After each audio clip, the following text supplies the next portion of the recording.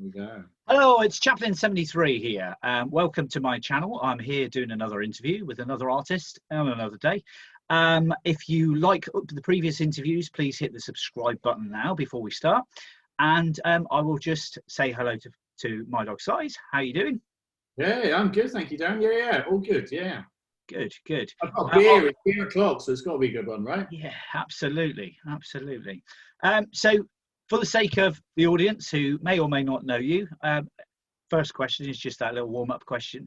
Who are you, what do you do, and where are you based?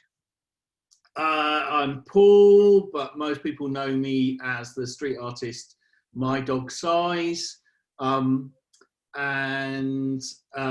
I suppose I kind of wear a few hats. The first love is as being a street artist, and I do that in a number of different formats, but I also paint and sell via galleries, and so sort of, commercial side of things, and paint murals at mural festivals. And I'm based on the south coast, not quite as far as southwest as you. I'm based in Portsmouth, which is pretty much central south coast, I suppose. Yeah, that's where I am. Ideal. I know that your art generally falls into three different, that I know of, three different sections: the eyes, the everyman, and the quiet little voices. Do you want to say a little bit about the different, why you do the different bits? Or? Gosh, I suppose it kind of harks back to me. It's a long old journey, right? I was always the creative kid. I painted the leather jackets in the 80s and the rave backdrops in the 90s, but got a proper job. And I thought I'd give it a try as being an artist, and failed abysmally. Went into teaching, thought that was all been and gone. I've seen that story on the TED Talk. Yeah. What I wanted to ask you, and I've always wondered, is what did you paint when you took it to the galleries? So I'd spent a year on the road traveling. I did that kind of, backpacking traveler thing.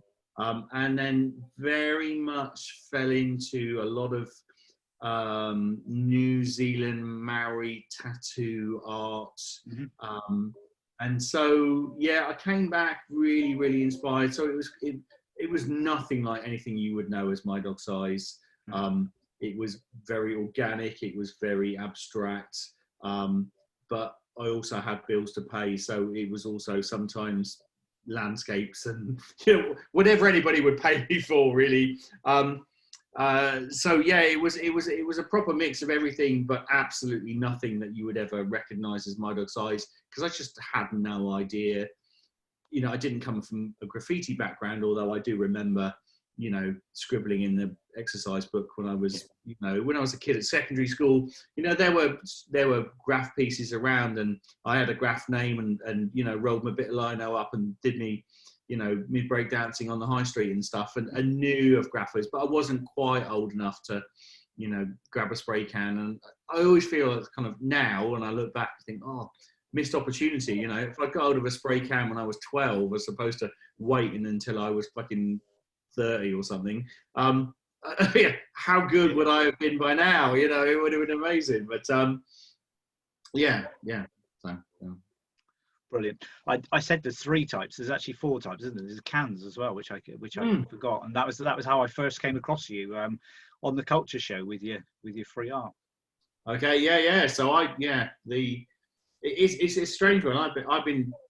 I'd fallen into street art. I discovered what was happening. I saw the Banksy rats. I discovered a blog called the Worcester Collective, which back then was kind of the place on the internet, this very early thing called the internet, the place that you had to visit to discover what was happening, and sort of stumbled across people like Anthony Lister and London Police and Banksy and Shepherd Ferry. But there were very few, probably 10 people that this site was kind of documenting what people were doing, and just instantly fell in love with it. But I had a mortgage and a pension plan and a family and a respectable job as a teacher, and so the opportunity for me to run around outside and spray my own version of Banksy rat or whatever just just didn't work out. It was just, I knew that I would be in too much trouble. I had too much to lose.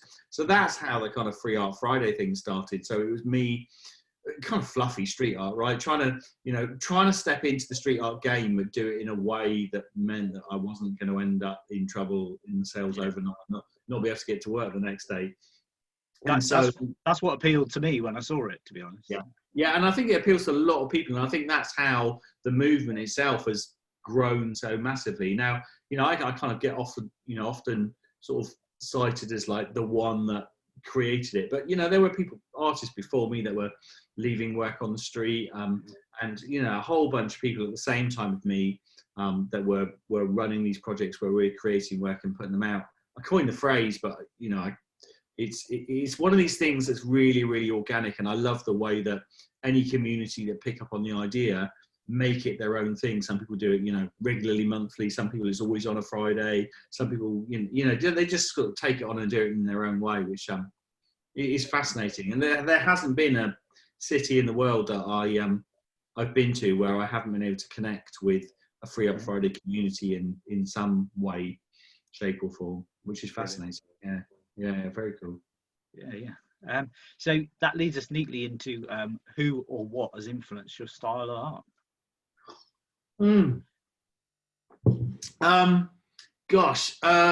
Influenced. I've fallen in love with and probably bitten a million artists. Back in the early days, some people might remember I was doing these kind of crazy jellyfish that were very much sort of London Police inspired, and then the fast painterly quality of just 100 different artists. Here a cut just melt my heart. I remember walking around in Bristol not knowing that they were the lead artist painting on the Tobacco Factory, and sort of walking around to the Tobacco Factory the first year and sort of turning my head around, and they've just physically brought me to tears. Their work is just breathtaking.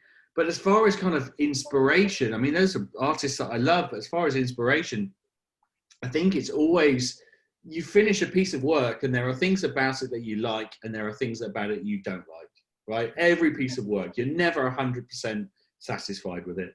And then you celebrate the things that you like, and you don't tell anybody about the things you don't like. You keep quiet about that, right? And then, but it's the things that you don't like that you then think about with your next piece. How am I going to use what I've learned from the last piece to make the next piece better? So I suppose I'm always kind of inspired by the piece I've just finished to make the next piece that I do something bigger, something better, to improve on the things that went wrong last time, and to carry on the things that were successful. Well, people do say, don't they, that you shouldn't compare yourself with your peers. You should compare yourself with your previous work, or what you did yesterday, or whatever, Yeah, and that's really hard though, because you see some guys out there absolutely killing it, doing an incredible job, and they get invited to paint in some things and you don't, and then you kind of have this kind of, oh, hang on a minute, what's happening? How are they doing this, and what's going on? But I think it's really important for us as artists that we celebrate. We're not in competition with anybody, right? We can look at people that are doing incredible things, and we can really, really celebrate what they're doing, and that's not going to affect our success and how we're getting on. And you do get a little bit of green-eyed monster sometimes, right? When you see someone doing something that you just wish you'd thought of, and you wish you'd come up with that idea. But the admirable thing is to big them up, because they got there and they did it, and they're killing it. I think while I've been doing these interviews and talking to artists, that one of the themes that's really come across is that collaboration, not competition. It's kind of a collaborative experience. Yeah, and collaboration is really a fascinating process as well, especially when it comes to things like painting a wall. As an artist, that if I'm painting a wall on my own or I'm painting a canvas, I know what it's going to look like when it comes to the end.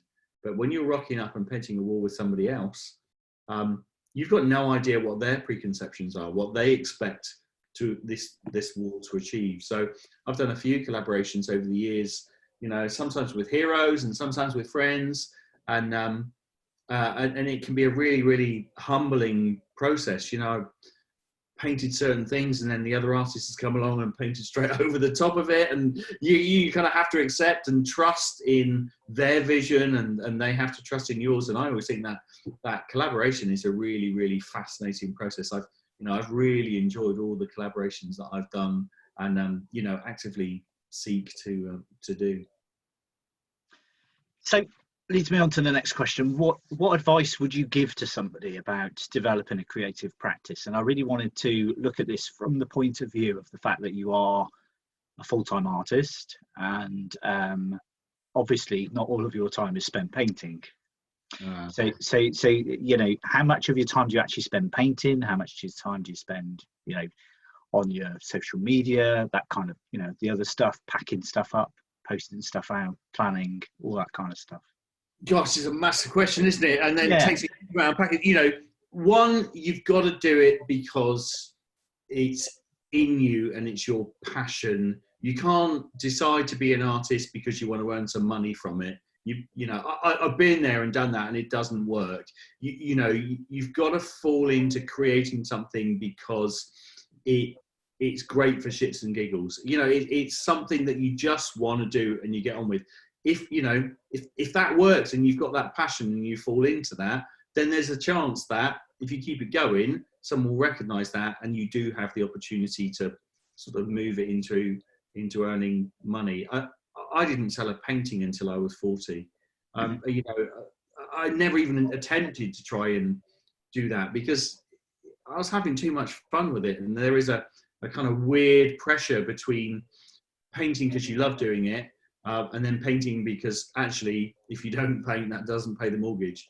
And so there's a strange one there. But as far as, how much time I spend with a paintbrush in my hands, it's very much dependent on where I am within a project or a show. But on average, it's probably 50% of the time with a paintbrush, and then 50% of the time doing other stuff.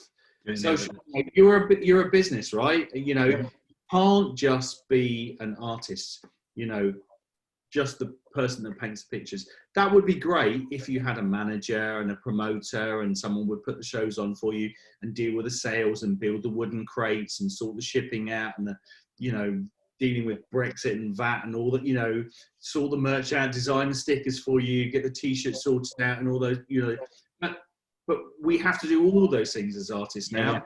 Absolutely all those things.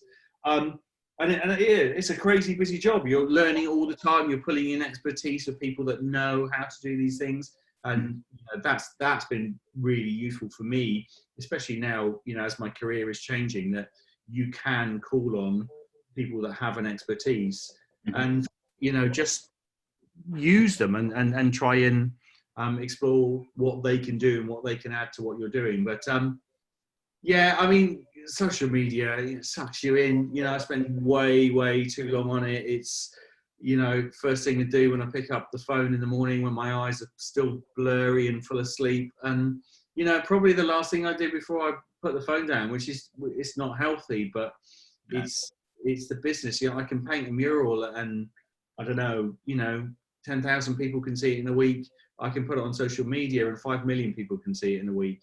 You have to appreciate the fact that has value to you as a business, and you've got to work at it. I can see some incredibly talented artists, really, really brilliant artists, but if they're not consistent, they don't run their creative practice like a business, it can be really hard work, and the buyers aren't sure about whether you're confident about your work or whether your work is going to sell or whether they should invest in your work. And it's a crazy game, and it is a game, and there are no hard and fast rules. There's no, I'd love to buy a manual that says this is how you become a successful artist, and they exist, right? But how many of the people that wrote those books are actually successful artists? I don't know. They may be successful booksellers, but we all follow our own path, and I think that's really fascinating. I've met lots of different artists, and I've kind of thought, oh, you're following this path. You're doing your prints via this way, or you're selling your work through this gallery, or you're doing, and I was like, oh, maybe I should be doing that. Oh, maybe I should be doing the same thing. But I've come to realise that you just got to do what's right for you, and you've got to do it in the pace that's right for you, and just, you know, keep ticking along. You have that gut feeling. This feels good. This feels like I'm going to take a risk on this. I'm going to give it a try. And sometimes you get that gut feeling and you go, this isn't right. This isn't for me. You know, it might be for somebody else, but it's not for me. So I'm going to pass on that. So it's a tricky one to navigate. You just got to, there's 3 rules in life. I follow 3 rules in life, right? You work hard, you be nice, and there are no excuses. So if you mess up, there are no excuses. You got to own that mistake.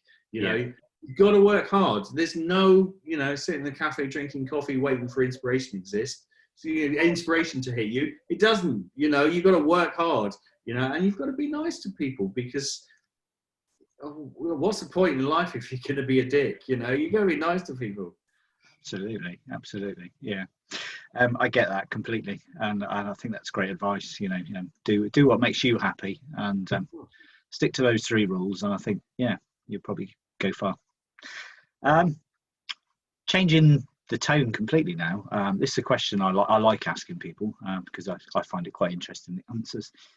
If you could spend 24 hours with a famous artist, past or present, I'm saying you've got a time machine now. You can go back to anywhere in time, spend 24 hours with somebody. Who would it be, and what would you do? Oh gosh, everyone struggles with this one. Yeah, it is a tough one, isn't it? There's too many places I want to jump to. 24 hours in the factory with Warhol would be a crazy one. I don't think I'd learn much creatively, but I think it would be fun. Yeah. I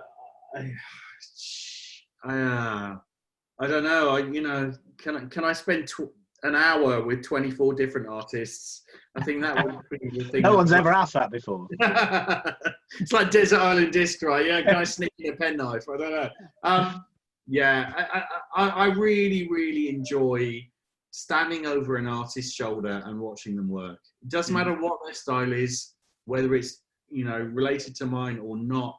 It's just fascinating. It's, you know, and I don't get enough time to do it. You know, go to these paint festivals, and then you get a nice big wall, and you spend your time painting that wall, and then, you know, you meet everybody in the pub afterwards, and that's great. But, you know, I keep promising myself, and it hasn't happened in 15 years, but I keep promising myself that I'll go to a paint festival and not paint, because I just, you know, I'd like to spend some time watching, you know, how does irony make those photorealistic portraits so amazingly perfect? You know, how does Gary Stranger make those lines so perfectly straight or so perfectly cylindrical? You know, I would love to spend some time looking over people's shoulders and just watching and learning. So I think I'm going to go for 48 artists. I'm going to have half an hour with each one. Really? Yeah, I think that's a plan, actually. Funnily enough, I've often thought about myself, who I'd like to spend 24 hours at, and one of the ones that I came up with was Andy Warhol in the factory for a day. I'm not sure that you'd get much art done, but you'd probably meet a lot of really interesting people. I don't think you'd get much out of Andy either, would you? But it would be a fascinating 24 hours, yeah. It would, yeah, definitely. So we're on the last question already. What's in store for the future? And have you got any projects that you're currently working on or planning that you could share with us today? Funnily enough, so in 1999, no, not 1999, 2019, I thought next year is 2020. I paint eyes, 2020 vision. I know what I'll do. I haven't done it yet. I'll put on a show and I'll paint loads of eyes. Perfect. Call it 2020 vision. Winning title. Job's a good one. And then I started to see stuff happening with some other artists. So people like Roan in Australia took over an old hotel and then did a crazy installation there.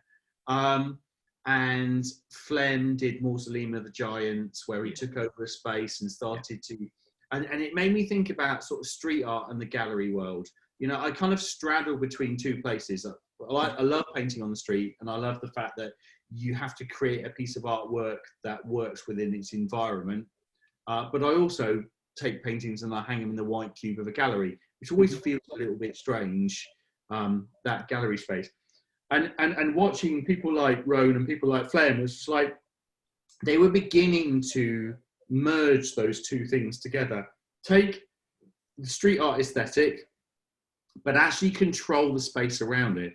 And that kind of led me to think, well, actually, I don't want to work with a white space gallery. I want to do something where I have a little bit more control. I'm a control freak. So how can I control a space? How can I control what's happening? So I started to look for derelict buildings, abandoned buildings within my locality in Portsmouth that I might be able to use to hang these eyes on the wall. Anyway, long story short, I found a venue, and this venue is crazy.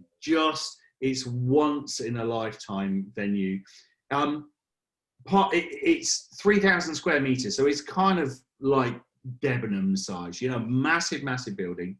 And part of the building was shut up maybe 40, 50 years ago, bricked up, and then just left. And it has that urban exploration feel to it, which is just phenomenal. And so anyway, I got access to this building, I got the keys, I wandered in and just thought, there's no way this can just be eyes on the wall. The building deserves so much more. So I spent about 2 months literally just sat on the floor of this building, surrounded by the pigeons that were flying around and the mess and the debris, and just built this story, built this narrative. And it kind of harked back to the days when I first stumbled across street art, you never knew who the street artists were.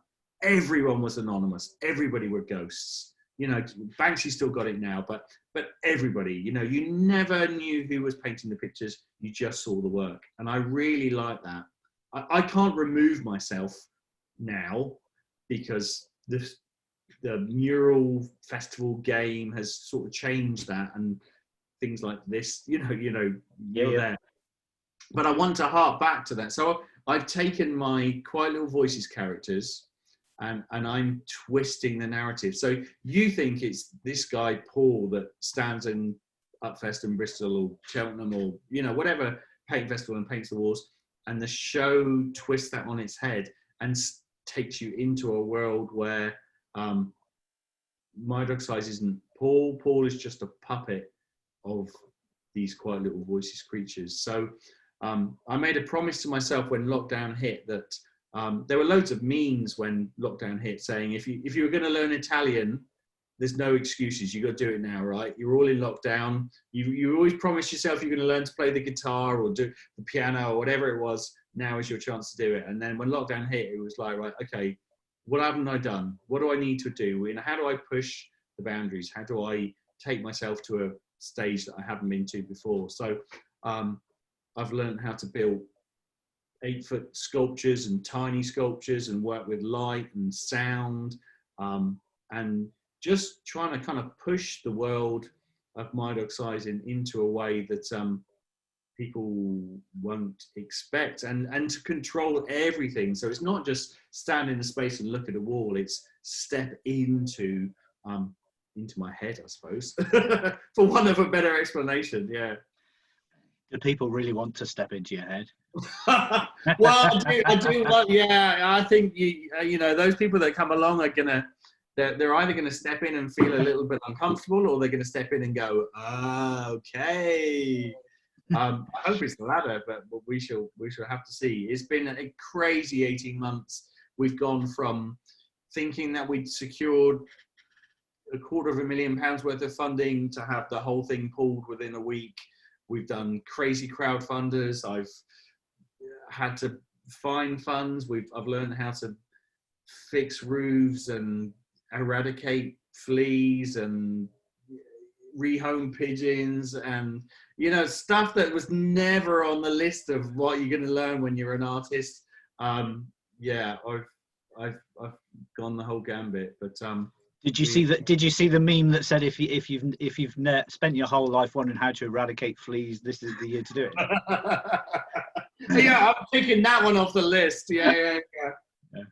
Brilliant, brilliant. It could go one or two ways, couldn't it? Either your phone won't stop ringing, or your phone will stop ringing. I'm not even begin to, this is nearly 2 years of my life. It's the craziest thing, right? So we're open for 16 days, and I've been working on it for 18 months. Mm-hmm. So there's been no funding, so I'm paying for it all. We've had the crowdfunding that goes along with it. And I have no idea what people's expectations of this show is going to be like. So it's almost a make or break. You get so far into a project and you go, well, I can't stop. That snowball started rolling, and it's rolling now. And I've got two options. I can bail, or I can just go as fast as I can and try and pick up as much as I can and go from there. Well, I think you've done a terrific job on getting people interested.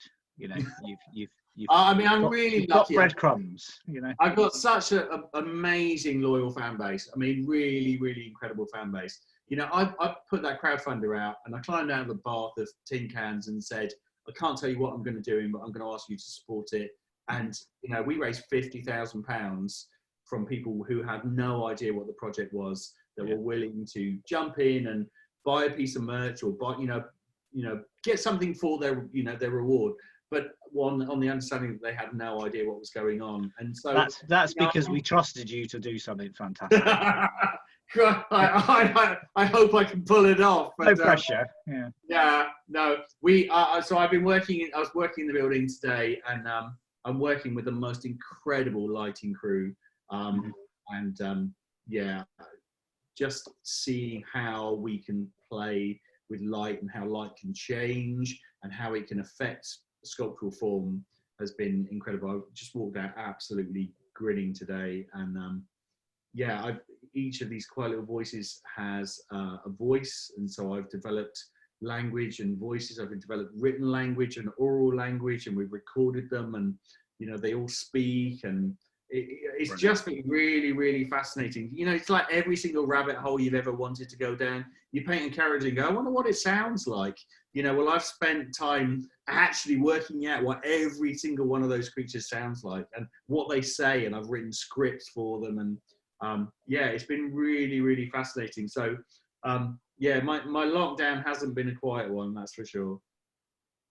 Brilliant. And I did see on one of your posts that you've got quite a good team around you that have stepped in and helped with bits and pieces. That's a funny one. It's the first. I've done everything on my own up until now. If I've released a print, it comes to me. I'm the one that rolls it up in tissue paper. My wife give me a helping hand. I had an assistant, every now and again, but it's being hands-on me. But when the project like this is, it's so huge and there's so much involved, dealing with COVID compliance and health and safety, and building safe, a whole bunch of stuff like that. So Angela, my project manager, has been an absolute legend. We've both kept each other just about sane. I've had a few people on board because the project is so huge. I wanted to document it, so I've had a filmmaker follow me for the last 18 months, and I've had we'll want to create a book that goes along with it as well. So I've had a designer, and it's learning to let go of things that you've always been completely in control of is definitely a new one. But I think when you find the right people and that you can trust them and that they've got the same vision as you, suddenly you become this quite powerful machine. Mm-hmm. Yeah, I mean that collaborative working again, it can be something very beautiful. It's ideal. So what about after the show? It's 16 days. My wife's booked us a holiday. It was really sad. She said to me a couple of weeks ago, I'm looking forward to having you back, because even though I'm in the room, I'm not really in the room. I'm thinking about how does the foot work on this character here, or where does the hand go, or what does that left, third finger on the left hand, how to hold a paintbrush in whatever sculpture. So, it's been massively all-consuming. I'm a massive insomniac. I'm probably an alcoholic. It's it's taken me to places that I didn't know I could go. And it's so hard to think about what happens after. So we're going to shut the doors. I'm going to go on holiday and I'm going to spend 2 weeks. I'm not going to take my phone with me. I just need to escape it. Then we'll get back and then think about what happens. You know, the whole point of putting a show on like this is pushing pushing my career on to the next level. Mm-hmm. I don't know what that is yet. People are hearing about what's going to happen. I think people are interested and excited about what they're going to see. It would be fantastic if we could, you know, maybe take some of it on tour, or we could work with some different organisations to get it visible to different people. I don't know. It's just so hard to think beyond tomorrow morning. I've got to do X, Y, Z. You know, we've got, I don't know, where are we? Nearly 2 weeks until we open, and then I'm going to be in the building for 10 hours a day whilst it's open, longer than that, talking to people, and you know, broken, mate. You know, it's you know what it's like sometimes when you know, first time you painted have you painted at Upfest, or you painted at Cheltenham? I saw you paint at Cheltenham. Yeah. Right, you know those nerves that you get when that first time you painted at Cheltenham. Right? It's only tiny. And my first wall at Upfest was a 4-foot square board, and I shit my pants for a fortnight. Right, what am I going to paint? Oh no, I can't paint that. How am I going to paint it? Am I going to use spray cans? Am I going to use brushes? Am I brave enough to use spray cans? All of that worry and that stress, and then you get there, and then you put the wrong base color on, or you know, you just that fear, doesn't it, that comes along.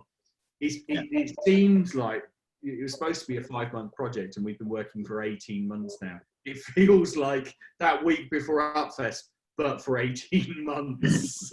So I'm ready to stop and collapse and just kind of, I'm looking forward to letting the doors open and people walk in, and there's one sweet spot in the building that I can watch people turn the corner and look into a space. And I think I'm going to set myself a little chair there and just, you know, just watch reactions and smiles, you know. That'll be fascinating. Hopefully, yeah, or they'll turn around and leave. Yeah. Well, I've booked my tickets and I've booked my hotel, and I'm coming up on the I think it's the last Friday, Friday the 30th, I think it is. Oh, wicked! I look forward to seeing you. Yeah. So I will look out for you, sat on your stool. Looking Probably very tired by that point, I would imagine. Yeah. If you're asleep, I'll give you a nudge. Yeah, please do. No, I'm really looking forward to it. It looks, from the little bits that we've seen, it looks an amazing accomplishment. It's so hard, isn't it? You know, you're used to finishing a painting, and then almost before it's dry, you take a photograph and you pop it online. Yeah.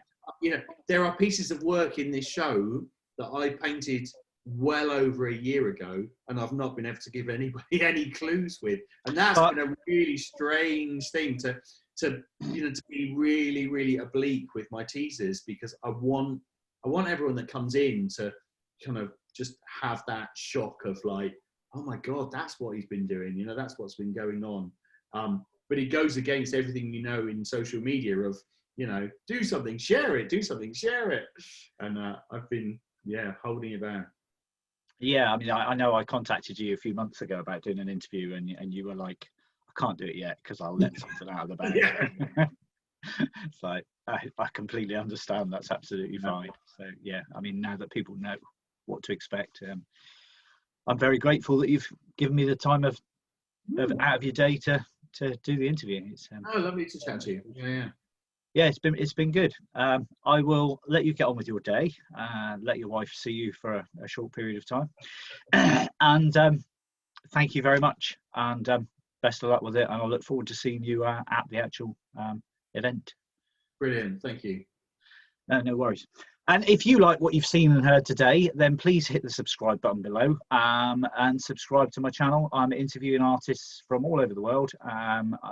I've already interviewed over 40 artists. I intend to interview at least another 40 artists. So please hit the subscribe button below. And thank you for your time. Cheers.